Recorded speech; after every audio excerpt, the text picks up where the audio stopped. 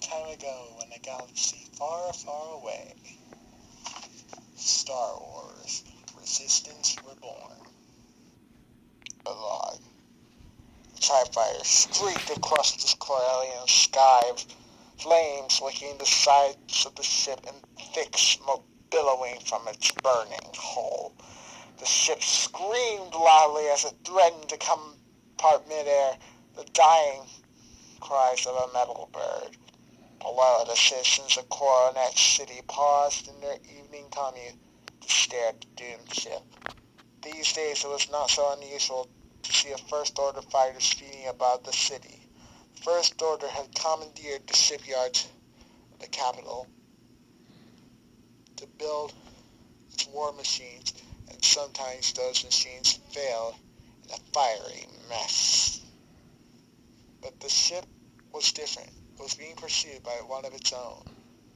If the denizens of the capital city had looked more closely at the dying TIE, some of them might not have noticed that the distressed ship was of an older model than its attackers, which meant it couldn't have been a prototype out on a test run.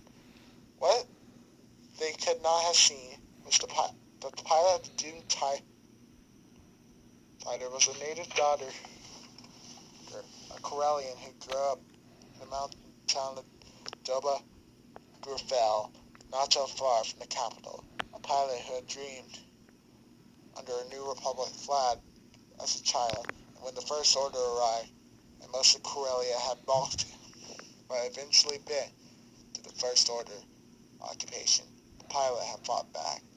Only now her fighting days were quickly ending.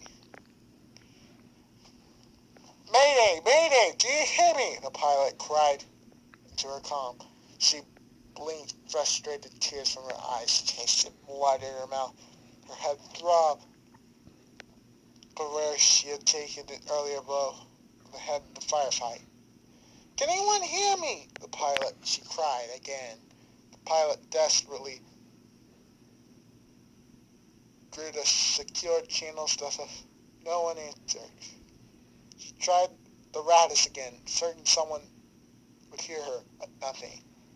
Either the attack on her ship had severed the communications module, or the channels were being blocked.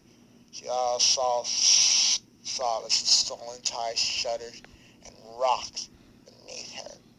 She could feel the heat of her back, smell the acrid scent of engine smoke as it filled the cockpit. She knew she had only seconds left to live, and she didn't want her mission to have failed. Her assignment after the Hosian cataclysm had been to help make sure the construction of a planet killer never happened in secret again, and the pilot was certain she had found something that would help defeat the First Order. And the stolen encryption key that she now had in her possession, the previous code breaker, would die with her if she couldn't pass it along. With a shaking hand, she quickly shoved the small data chip into the port just below her ruined holo display and held her breath until the console acknowledged it had read and uploaded the file. She smiled as small and grim. She would not fail. She didn't get to her resistance contact. Perhaps there was another way from her past. She briefly clutched the small snake pendant she always wore around her neck, muttered a plea to her gods, and then, from memory, she punched an illegal radio signal that would call the only person she still trusted on her homeworld. She held her breath and waited, but no one answered. It was too late. She couldn't wait to confirm the connection. She would just have to hope. She hit the command to transmit, knowing that sending the key put her friend in danger. If anyone found out, they would have a First Order target on their backs. But she had no choice. A bright, blinking green light told her the transfer was complete. As a blinding brightness surrounded her, she opened her mouth, but she didn't have time to scream before her world disintegrated around her. The citizens of Coronet City watched the sky explode into nothingness, some curious, most apathetic. And then they continued on home to waiting families and household pets, or to the cantina to meet with friends, or to 1,000 other places under the setting sun. The exploding tide didn't make the evening news feeds, and by the next morning, it was all but forgotten. Now here we go. Time for theories. Chapter 1. Leia jerked awake, her head snapping back against the rough fabric of the headrest. Her hands grasped for purchase in the armless chair as she tried to keep herself from falling. She cried out, a small startled breath in the otherwise empty room as her fingers clasped around the edge of the console table. It took her a moment for her senses to come back to her, for her to remember where she was.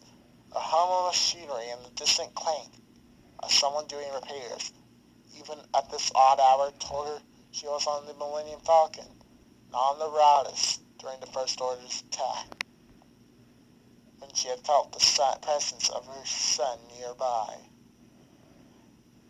So, that makes the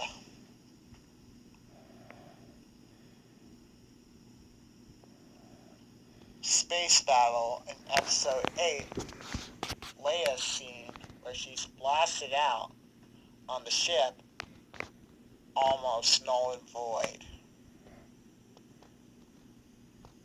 Not in the cold darkness of space into which she had been flung immediately after, but it counted back in. She had been dreaming just now, the same dream that had plagued her since it had happened. She was alone, cold, her body failing, her spirit lost, surrounded by the vast emptiness of space. And realized she had been lost, surrounded by the... She had woken, and the force flared hot and alive in her. It brought her back, guided her to safety. But in the dream, she stayed suspended in the void, feeling her friends, her family, and the people she had vowed to lead, every single one she loved, dead. When did I get so morbid? She muttered to herself, pushing her aching body upright in her chair. She knew when, since she had died, well, almost died. She had plenty of close calls in her life, and they allude to some things. The bombing during her senatorial days back on Hansine Prime, you can explain that to me later. The torture session with Vader, even now, decades later, spiked her adrenaline and set her on edge.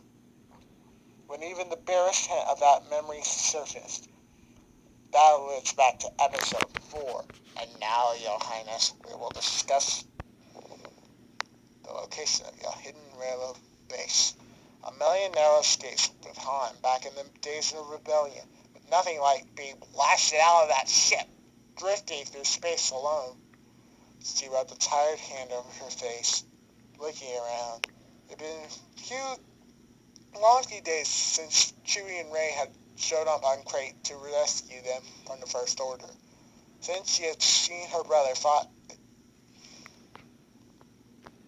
again and lost him just as quickly, she wondered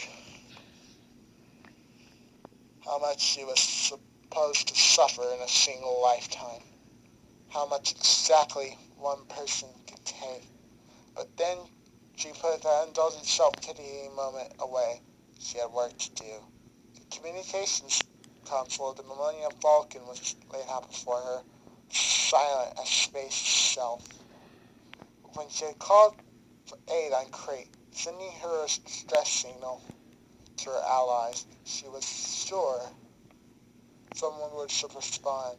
But if they had not, in fact, still sicker, were they a lie? Was her signal being blocked?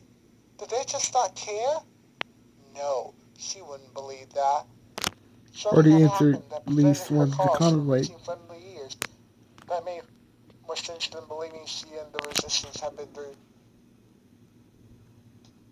thoroughly abandoned. She would figure out what went wrong, and until then, she would keep trying. She reached for the communications rig. A speaker in her headphones buzzed the light, and a green light blinked, signaling that a transmission was waiting. Her heart ticked up in anticipation. Someone was trying to reach the Millennium Falcon. She slid the headphones on, adjusting the mic. A static ran through the connection. Without the sensor dish, the Falcon's subspace radio signal was scratchy at best. She punched in the encryption code, opening the channel whoever was on the other end, and had known the code as well. "Hello?" she whispered anxiously into the mic. "Who is this?" At first, all she got was more static. But then the voice resolved, faintly getting stronger. "Say, what's Swift? Listen?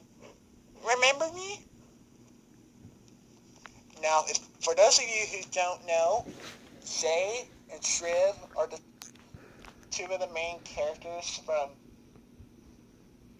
Star Wars Battlefront 2's second story mode, Project Resurrection. Shay. A small flutter of defeat flickered in Leia's stomach. She had hoped it would be one of the Resistance allies, a powerful government offering refuge or ships or other aid. But it was the girl she had met directly after destruction of the Starkiller base, the daughter of Ivan Versio and Del Miko. She remembered Shay well. Her parents had both been Imperials turned rebels. Her grandfather, the notorious Admiral Garrick Versio. The girl had lost both parents, had already been through too much at a young age. So young an age. Well, hadn't they all? Leia certainly had. Was the nature of war to put its children through hell to murder their parents? "Stop," she told herself loudly, her voice echoing through the room. "What?" Shay asked, through the static. "Shh, not you," Leia said hastily. "I didn't mean you. How embarrassing." Leia shook off her malice and pressed the headphone to her ear, leaning into the mic. "Say it again, Zay. I'm having trouble hearing you. You're breaking up." "Oh," and then louder and slower. "Shriv and I have gotten some promising leads." Leia smiled good-naturedly at the girl's exaggerated overcorrection. "I can hear you fine now. Speak normally." "Oh yeah? So we tracked down some old friends of my mother who are Imperials but were renounced and had no love for the First Order. We're going to pay them a visit, if that's okay with you. It will take another 3 or 4 standard days at least." "What happened to the Resistance allies I asked you to find?" "That's the distressing thing," Shay said. "They're all gone." "Gone?" "Or at least, they're not where they should be. We hear over half a whole house just abandoned. Maybe they just stuck to hiding, or worse. Or worse. Whatever it is, General, something bad is happening." Leia rubbed her neck, feeling the tension locked in her muscles. More allies out of reach. Shay was right. Something was happening. It scared Leia too. "Shay, I want you to keep looking. Find out what you can." "Copy. The ex-Imperials?" Leia hadn't imagined ex-Imperials would be allies she'd needed, but it looked like her options were thinning, and who knew? Shay's mother proved that some of the fiercest rebel fighters out there had once been on the other side. People were complicated, and if there was one thing the Empire had been good at was offering people what they had thought they had needed, only for them to find out the peace and order they desired came at too high a price. Leia would never hold someone's past against them. She had enough demons in her family tree to guarantee she was not one to judge. On the other end, Leia heard muttering and muffled arguing, as if someone had placed their hand over the mic. After a moment, Zay came back. She says you should trust us. After all, what could go wrong? What, indeed? All right, if Shrift agrees that the ex-Imperial leads are solid, go ahead and extend your mission. But be careful. It's not safe to go up against the First Order. Like the girl with the dead mother didn't know that. No problem, General. We'll use caution. More muffled muttering. Oh, and Shrift says, careful is his middle name. Plus, he's not dead yet. So somebody or something out there must be looking for us. Yes, Leia said quietly to herself, and then into the mic. May the Force be with you, Inferno Squad. Thank you. Over now. Leia pressed the button to end her connection and leaned back. She hoped she hadn't given the girl too much responsibility too soon. They can be many years older than 16, but at 16, Leia was already fomenting the rebellion. If anyone knew that youth could be underestimated, it was her. No, Zay was strong, smart, capable, and with Shriv as the steadying force, she trusted they complete the mission. A sharp pain in her temple brought Leia's thoughts up short.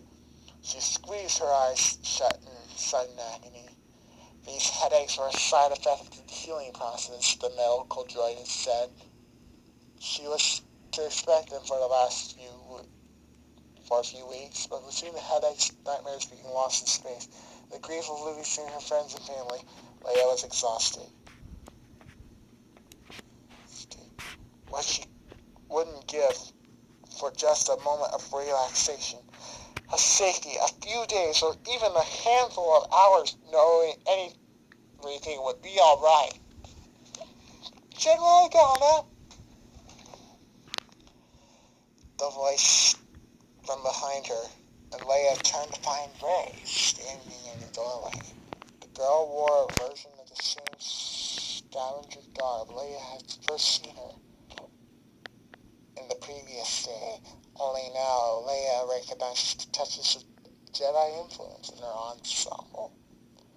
She's changing, Leia thought, but there's still some Jakku there that she hasn't let go. But perhaps that wasn't fair. Perhaps Rey simply clung to the simple things she knew in a sea of chaos, the way they all did. Speaking of simple, Rey held a steaming cup of something in her hands. When she saw Leia notice, she proffered it forward. I brought you a cup of Gattalinton tea, Rey said. Leia smiled.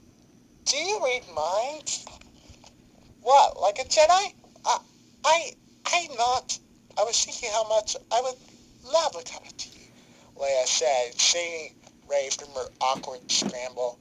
Nothing Jedi about it. Just, she mentioned motion grade forward. A welcome surprise.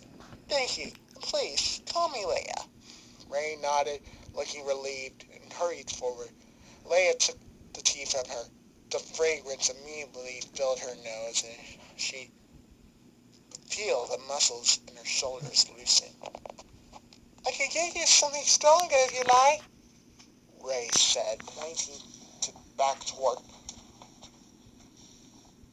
the galley from where she'd obviously come. I think Chewie tastes some cotton there. Leia blew across the hot beverage, sending soft tendrils of steam gliding through the air. I'm surprised he had this. But it probably wasn't Chewbacca that kept a stash of Gallatin tea on the Millennium Falcon, but Han. Oh, Han. Gone, too. I made you sad, Rey said, noticing the look on Leia's face. Not you, Leia corrected her. Life. This war. You are a light in the darkness. She gestured to the seat across from her. I didn't mean to stay. I just heard your voice and thought you might need the tea. Well, you were right. And I insist you stay. I could use the company. And you're making me nervous standing there.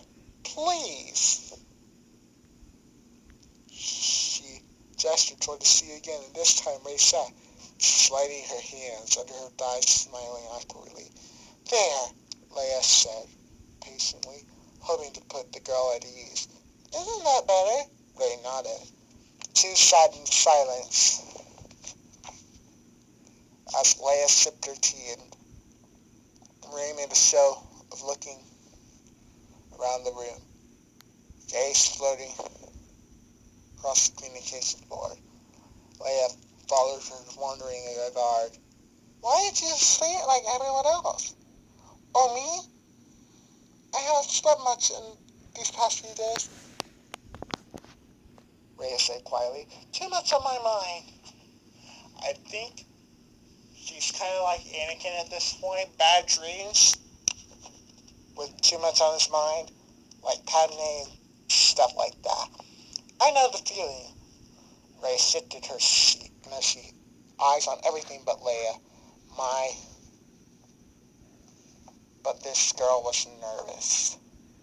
She hadn't seemed this nervous when they met earlier, but so much had happened since then, or maybe she had something on her mind. Ray, she started. I heard you talking to someone, Ray said hastily. Did you finally get through to our allies? Not yet. Not yet, Leia confessed. That call was from a couple of pilots I had scouting, and I hope this doesn't come out wrong. We need more than pilots. We need leadership. Pilots are crucial, but the first order took Holdo, Akbar, others. She sighed, the grief heavy in her bones. Leaders, she had called them. Yes, but also friends. People she had known most of her life, now gone. We need strategists, thinkers. Those with the means and the will to lead us forward, to inspire others to do the same. I didn't know them, Ray admitted. I'm sorry for your loss. Leia nodded. We've all experienced loss. Finally, Ray met her gaze, a question lurking there. Perhaps she wants to talk about Luke, Leia thought. We spoke of him, but briefly. Just an acknowledgement that he was at peace in the end. But then Ray said, Kylo Ren, he's your son. Leia nodded and drank from her now cooling cup. Ray squirmed uncomfortably. She, what happened to him? She finally asked. I mean, how did he turn to the dark side? He started light, didn't he? He told me a story about Luke, about his training. She exhaled. I guess I want to understand. I do too. I do too. So now you know? I think you would have to ask Ben what happened to him. He wanted me to join him, but I couldn't. I thought I could help him, but he only wanted me to become like him. Ray's face fell, and Leia could see the pain etched in there. The girl cared about Ben, and he had disappointed her. Ben has made his choices, Leia said. No one can save Ben but himself. And I don't know if that is what he wants. Ray nodded, a sharp dip of her chin. I know that. I mean, rationality I know. But I guess I held out hope. Hope is good, Leia said, her voice gentle with understanding. Hope is important. And sometimes it's all we have.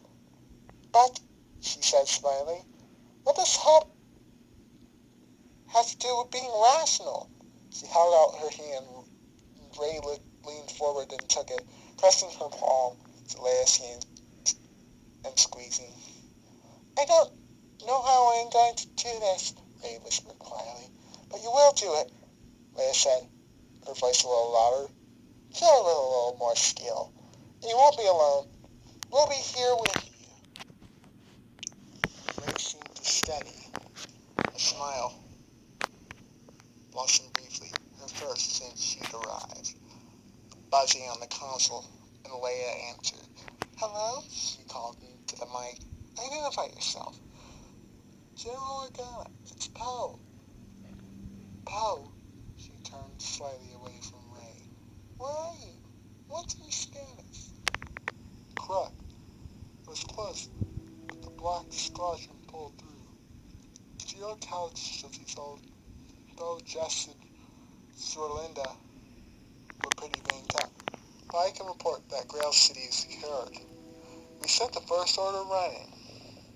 Finally, a small bit of good news. Wonderful, Poe. The Prime Minister Grist, is she well? A moment of static, then Poe was back. Confirmed that yes, Prime Minister Grist survived, and she's invited us to a party. Leia exchanged a look with Ray, who gave her a small grin. Poe, can you do something with me? Anything, General. Go to Grist's party and tell me what the attitude is among the guests about the First Order. Well, considering the First Order attacked them, I imagine they're not too happy right now. Maybe not publicly. You will need to look past their words. Poe, be alert for the subtler things. Note who still won't criticize the First Order, or who criticizes She loudly, as if to prove their loyalties. Notice who's not at the party. Did anyone declare themselves openly with the Separatist faction? A moment when Poe was clearly talking to someone else, and then cannot confirm, but I'll keep an eye out. You do that, and see what Grist is willing to commit to the resistance. That was the reason Black Squadron was there to begin with. Your timing ended up being fortuitous. So let's see if that buys us anything. Okay, anything else now? Yes, have fun. You survived the battle and you'll all still alive for another day. Make sure to enjoy it. Flying's all the joy I need, General. Bye here. You copy that. Sorry, I worded that wrong. I'm quoting verbatim. Anyway, and let me know where Black Squadron will head next. Grail City's a good way, but we have so much farther to go. Copy that. You repeated. Okay, go out. The transmission clicked off, and Leia leaned back, the worn chair creaking under her weight. Well, that's good, Ray said, startling Leia. She'd forgotten the girl was there. She was so quiet. Yes, it is, Leia agreed, but it's barely a drop in the bucket of what we need. But every drop counts, right? Drop here and a drop there, and before you know it, you have an ocean. An ocean. What did a girl who'd grown up on Jakku know about oceans? But Leia said, I like the way you think, Ray. Yes, you're right. No need to minimize what Poe and his Black Squadron accomplished. Now, why don't you guys get some rest? As if on cue, Ray's jaw cracked in a yawn. Yeah, maybe I should. I was working on the computer, faster. The humidity enough to cause the condensation to build up in the casing. I need to clean it up. Find the leak and seal. She pressed her lips together. I'm sure you don't care. She stood. On the contrary, I'm glad you're taking such good care of Han's ship. Leia lifted the cup. Thank you again for the tea. Ray gave her a quick nod and left. Octu, of course. That was where Ray had found Luke. Maybe the girl did know about something about oceans after all. And perhaps there was a lesson in there for Leia, too. She shook her head, rueful, and turned back to the communications console. One more attempt, she told herself. And then she'd follow her old advice to Ray and try to get some sleep. Today it was droplets, she thought, and tomorrow it would be a river. And perhaps, eventually, a mighty sea that could stand against the First Order. It seemed improbable, but probable was all she said. She ran through her list of allies again, starting at the beginning. And that was the end of Chapter 1. Make sure you follow the Resistance series by liking the video and subscribing to my channel and turning on bell notifications.